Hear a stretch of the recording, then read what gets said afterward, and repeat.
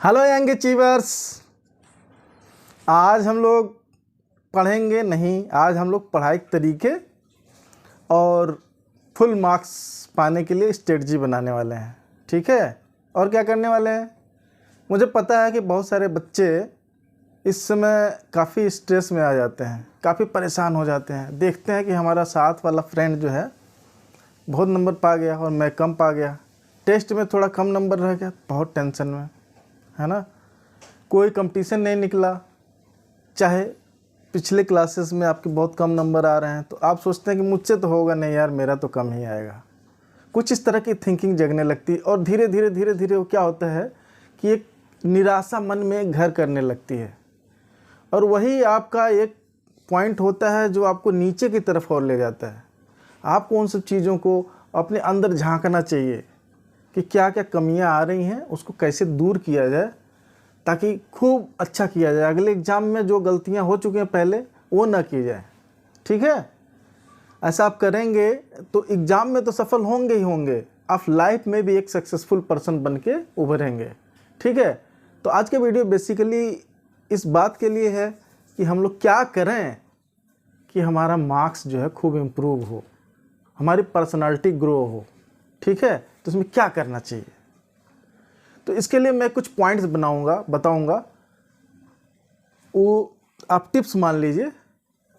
ठीक है, टिप्स के रूप में कुछ पॉइंट्स मैं बताऊंगा, उसको आप फॉलो करिए ज़रूर, उससे आपका मार्क्स इम्प्रूव होगा। आप थोड़े हैं तो थोड़े और ऊपर बढ़ेंगे, थोड़े से ऊपर लेवल में चल रहे हैं तो आप फुल मार्क्स पाएंगे, टॉपर बनेंगे। और मैं तो चाहता हूँ हर एक बच्चा एकदम हाईएस्ट मार्क्स पाए। ठीक है, तो उसके लिए ये हमारे पास आज 10 पॉइंट टोटल मैं बताऊंगा। अब पूरा वीडियो एंड तक देखिएगा ध्यान से और कोशिश कीजिएगा कि उसको फॉलो कीजिए। ठीक है, और वीडियो को लाइक भी कर दीजिएगा। आप चैनल पर नए हैं सब्सक्राइब कर दीजिए। बेसिकली हम आपको लेक्चर्स बताते रहते हैं, लेकिन हमारा उद्देश्य ये है कि आपका स्ट्रेस भी टाइम पर दूर करते रहें और आपको कुछ टिप्स भी देते रहें ताकि आपके मार्क्स इंक्रीज हों। ठीक है बेटा, तो हमारे 10 पॉइंट्स हैं आज के, वो 10 के बारे में बताऊंगा एक एक करके, आप लोग ध्यान से सुनिए। पहली चीज़ ये है बेटा, हेल्थ अगर आपका नहीं सही है तो सब बेकार है। आप बीमार हैं, एग्ज़ाम का जस्ट पहले बीमार हो गए, आप कितना भी तैयारी कर लिए हैं तो क्या कर लेंगे आप बताओ? एग्ज़ाम के एक दिन पहले बीमार हो गए, आपको लिख ही नहीं जा रहा, कुछ याद ही नहीं आ रहा, तो क्या करेंगे आप? तो सबसे पहला चीज़ है अपने हेल्थ का ध्यान रखिए। आप हेल्थ का कैसे ध्यान रखेंगे? आप हेल्थ का ध्यान रखने के लिए आपको अच्छा खाना पड़ेगा। जंक फूड खाने की हैबिट थोड़ी कम कर दीजिए, वेजिटेबल्स फ्रूट्स वगैरह ज़्यादा लीजिए, और क्या कीजिए, थोड़ा बहुत मेडिटेशन, थोड़ा बहुत एक्सरसाइज कीजिए। आप सोच रहे होंगे सर बोल रहे हैं ये सब करने को, टाइम कहाँ है मेरे पास? बेटा थोड़ा टाइम निकालो अपने हेल्थ के लिए भी, ठीक है ना, तभी आप कुछ कर पाओगे। अब बीमारी हो जाओगे तो फिर क्या करोगे? पढ़ के कोई मतलब नहीं है, कुछ नहीं लिख पाओगे एग्जाम में, तबीयत खराब हो जाएगी, कुछ नहीं। तो आपको पहला काम है हेल्थ पे ध्यान देना। ठीक है, second point, sleep timely, specially before exam. ऐसे तो आपको रोज ही आप टाइम टेबल बना लीजिए, ये नहीं है कि 10-11 बजे आप पैकअप कर लिए बैग का और फिर गए बेड पे, उसके बाद मोबाइल चला रहे हैं मोबाइल, और 1-2-1:30 बज गया, धीरे धीरे देख रहे हैं मोबाइल, और क्लास में आपको नींद आ रही है। आपकी नींद नहीं पूरी होगी तो आपका कंसंट्रेशन नहीं बनेगा, आपको समझ में नहीं आएंगे चैप्टर्स, इसलिए आपको नींद प्रॉपर लेनी है। छोटे बच्चे आप लोग 7th, आप लोग 9th-10th के बच्चे मैं मान के चल रहा हूँ, हमारे दर्शक जो हैं, तो इनको कम से कम आपको 7 आवर्स की नींद तो ज़रूर परफेक्टली लेनी चाहिए। ठीक है, 7 घंटे आप सोइए, आराम से सोइए, आपके पास पढ़ने के लिए सफिशिएंट टाइम है। ऐसा नहीं कि आप नींद ज़्यादा ले रहे हैं, ज़्यादा मैं लेने को नींद नहीं कह रहा हूँ कि 8-8 10-10 घंटे आप सोइए, लेकिन सफिशिएंट प्रॉपर नींद लीजिए। ठीक है बेटा, तो आप सोइए, टाइमली सोइए और टाइमली जगिए। ठीक है, उससे क्या होगा, आपका माइंड फ्रेश रहेगा, जो भी आप पढ़ेंगे याद रहेगा। ठीक है, ये था हमारा सेकंड पॉइंट। अब थर्ड पॉइंट क्या है? थर्ड पॉइंट में आपको टारगेट सेट करना है। टारगेट आपको अचीव करना है। क्या टारगेट हमारा भाई? एक छोटा छोटा टारगेट बनाने की कोशिश करना चाहिए, छोटा छोटा स्टेप वाइज चलना चाहिए। आप सीधे बोलो कि हम आईएएस बनेंगे, ये आपका टारगेट नहीं है, वो लॉन्ग टर्म टारगेट हो सकता है। आपका टारगेट ये है कि अभी जो टेस्ट आ रहा है उसमें हमारा हाईएस्ट मार्क्स हो, फिर अगला हाफ ईयरली आ रहा है उसमें हमारा हाईएस्ट मार्क हो, या फिर 100 आउट ऑफ 90 आउट ऑफ 100 या 100 आउट ऑफ 100 हो। ठीक है, तो ये हमारा टारगेट है। फिर उसको इंक्रीज करते जाना टारगेट को। पहले आप मान लो 60-70 नंबर पा रहे हो, तो आप 80-90 का टारगेट सेट करो और उसको पाने की कोशिश करो, पूरी मेहनत करो। ये नहीं कि आप इमेजिनरी टारगेट सेट कर रहे हो, आप 10-20-30 नंबर पा रहे हो सीधे 100 नहीं, पहले आप उसको बढ़ाने की कोशिश कीजिए और थोड़ा थोड़ा स्टेप वाइज चलते जाइए, अपना टारगेट रिवाइज करते जाइए और अचीव करते जाइए, और अचीव करते जाइए, अपने आप को शाबाशी भी देते जाइए खुद को।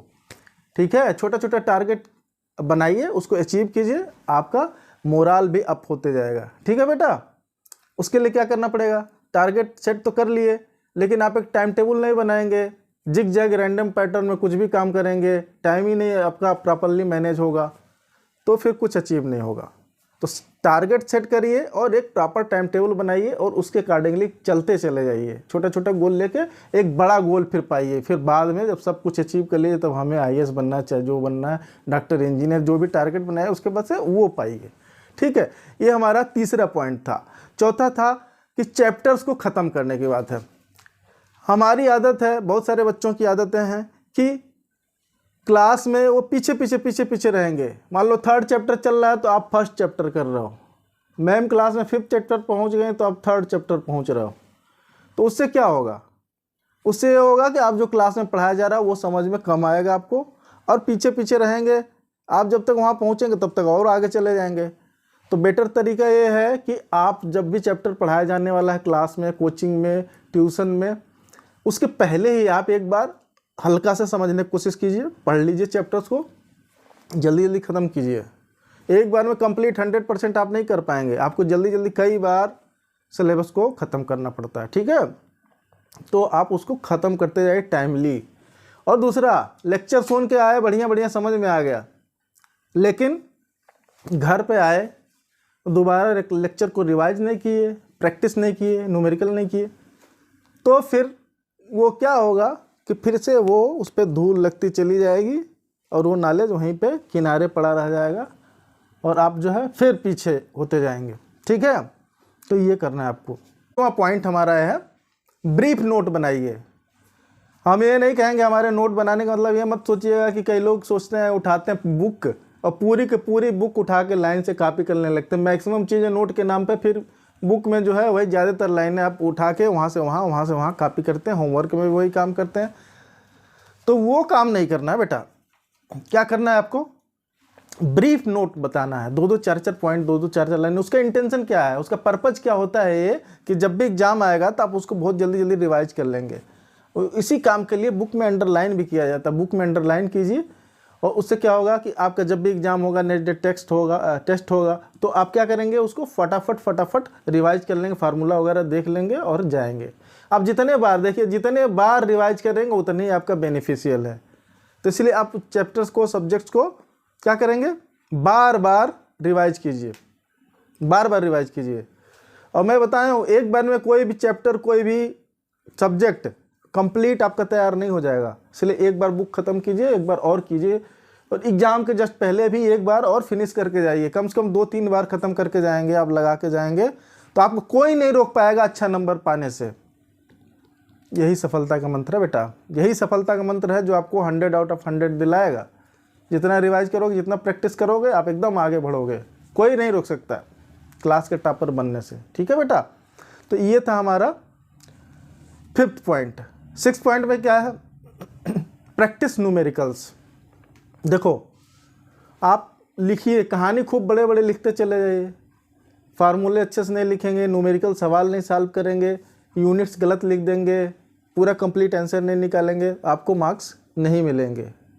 ठीक है, फुल मार्क्स तो नहीं मिलेंगे आपको। देखिए, न्यूमेरिकल लगाएंगे तो उसमें नंबर कटते नहीं हैं। न्यूमेरिकल फिजिक्स के हुए, केमिस्ट्री के हुए, या फिर मैथ्स तो पूरा का पूरा है आपका। उसमें आप खूब सवाल लगाइए, जितना सवाल लगाएंगे उतना अच्छा है।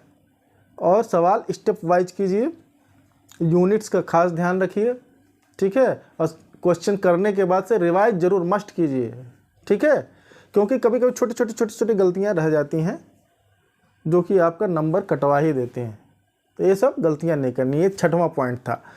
7वें पॉइंट में अगर आप जो है एग्ज़ाम के पहले, हम 7वां पॉइंट बताया ना, ठीक है बेटा। 7वें पॉइंट में कई बच्चे क्या करते हैं कि एग्ज़ाम कल है, पूरे साल भर पूरे वीक मंथ नहीं पढ़े हैं और एग्ज़ाम के पहले चाहते हैं कि हम ये भी चैप्टर पढ़ लें, वो भी चैप्टर पढ़ लें, सारे पढ़ के चले जाएं।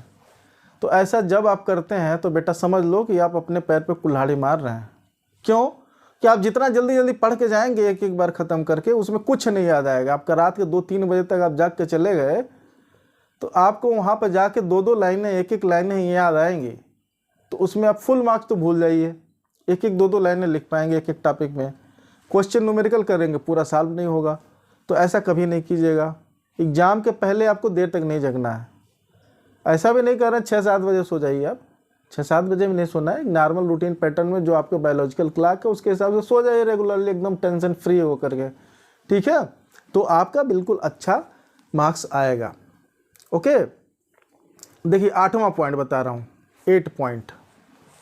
8 पॉइंट एक बहुत बड़ी बीमारी आजकल समाज में निकल पड़ी है, चाहे छोटा हो बड़ा हो, एकदम बच्चा हो या बुजुर्ग हो, सब के सब लोग मोबाइल मोबाइल। मेट्रो में जाइए तो क्या होगा, हर कोई मोबाइल, ऐसे सिर झुका के मोबाइल मोबाइल देख रहा है।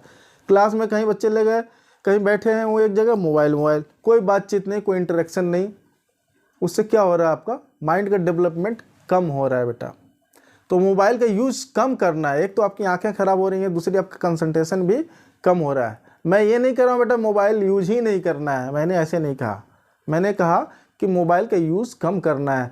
आप थोड़ा बहुत इंटरटेनमेंट के लिए देख लीजिए, और कुछ पढ़ने सीखने के लिए देख लीजिए, कोई लेक्चर देख लीजिए, कोई वीडियो देख लीजिए, बढ़िया सीखिए, अपने नॉलेज इंक्रीज कीजिए, ठीक है। तो मोबाइल का यूज मिनिमाइज करना है, ख़त्म नहीं करना है, मिनिमाइज करना है, ऑप्टिमाइज करना है, ठीक है। तो वो आपके लिए बेनिफिशियल होगा। देखिए 9th पॉइंट क्या है। अब बोलोगे इतना सारा काम कर रहे हैं, हम तो बड़े स्ट्रेस में हो जाते हैं, टेंशन में हो जाते हैं, परेशान हो रहे हैं, नंबर नहीं आते हैं, मम्मी अलग डांटती है, पापा अलग डांटते हैं, दोस्तों में टीचर्स के प्रति हमारा अच्छा रिस्पेक्ट नहीं बनता है। नहीं बनेगा, कैसे बनेगा? तो आपको सब कुछ ये सब चीज़ें स्टेप्स फॉलो कीजिए, आप अच्छा करिए, आप अच्छे बनिए, फ्रेश रहिए, हंसते मुस्कुराते रहिए, आप अच्छे बनेंगे। सबके नज़र में आपका इमेज बढ़ते चला जाएगा। तो उसमें एक चीज़ ये बताएंगे, हॉबी। आप कैसे खुश रहेंगे, आप कैसे खुश मिजाज देखेंगे, कैसे स्ट्रेस फ्री रहेंगे, वो है आपका हॉबी। हॉबी, आपको खेलने का शौक़ है तो आपको बंद नहीं कर देना बिल्कुल। आप क्रिकेट खेलते हैं शाम को, जाइए खेलिए, आधा 1 घंटा खेलिए, इतना टाइम आप निकाल सकते हैं। आपको ड्राइंग का शौक़ है, आप ड्राइंग कीजिए, ठीक है। आपको म्यूजिक का शौक़ है, आप म्यूजिक कीजिए। आपको डांस का शौक़ है, आप डांस कीजिए। हॉबी कीजिए, हॉबी आधा 1 घंटे के लिए ज़रूर टाइम निकाल लीजिए। उससे फ़ायदा क्या होगा बेटा, आपके पास जितने दिमाग में स्ट्रेस उलझने चल रही होंगी ना, वो क्या होगा, थोड़ा रिड्यूस हो जाएगा, ठीक है। मस्त हॉबी करना ज़रूरी है, थोड़ा टाइम निकाल के। तो उससे आपका चेहरे पे ग्लो आएगा, खुश रहेंगे, आपको लगेगा या मज़ा आ रहा है ज़िंदगी का, ठीक है। और 9th पॉइंट हो गया। तो अब last but not the least, 10वां पॉइंट। अभी तक आप रुके हैं वीडियो पे, मज़ा, हमारी बातें अच्छी लग रही हैं तो आप वीडियो को लाइक ज़रूर कर दीजिएगा, कमेंट करके बताइएगा और फॉलो ज़रूर कर दीजिएगा, ठीक है।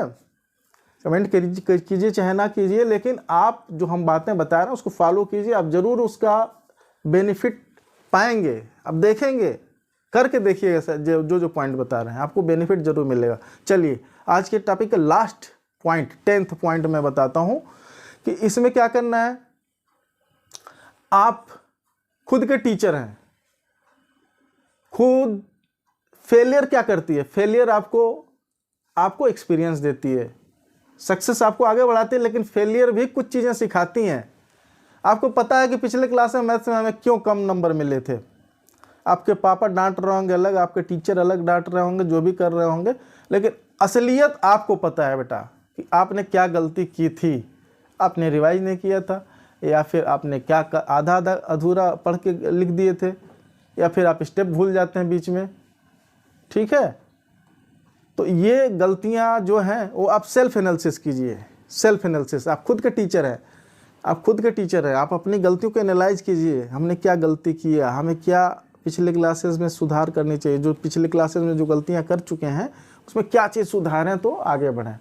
तो आप खुद के टीचर बनिए, अपनी गलतियों को एनालाइज कीजिए और उसको दूर कीजिए, ताकि अगले बार सेम चीज़ की गलतियां ना रिपीट हों और आप नया कुछ अचीव करें। ठीक है, यही मंत्र है आपका, सफलता का मंत्र है। आप करके देखिए, बिल्कुल ले 10 पॉइंट आप मैंने जो बताया वो करके देखिए, आपको 100% सफलता मिलेगी और आप एक न एक दिन टॉपर जरूर बनेंगे। छोटे छोटे गोल पूरा करते हुए आप बड़े गोल, आप कोई बहुत बढ़िया प्रोफेशन में जाएंगे, IAS, इंजीनियर, डॉक्टर, जो बनना चाहें आप बन सकते हैं। ठीक है बेटा, चलिए तो हमारी बातों को मानिए और बढ़िया से लग जाइए, एकदम जोश से। कोई लुंज पुंज नहीं, कोई निराशा मन में नहीं आना चाहिए, एकदम जोश। Yes, I can do it, ऐसे जुनून होना चाहिए बेटा। जुनून आप पालेंगे, सफलता की आदत डाल लीजिए आप, तभी आप आगे बढ़ेंगे। ठीक है, चलिए आज का वीडियो यहीं बंद करते हैं। अगले वीडियो में कुछ और चैप्टर्स लेके आएंगे। तब तक आप मस्त रहिए, खेलिए कूदिए, पढ़िए भी, प्रैक्टिस भी कीजिए। ठीक है, ओके, मिलते हैं अगले वीडियो में, बाय।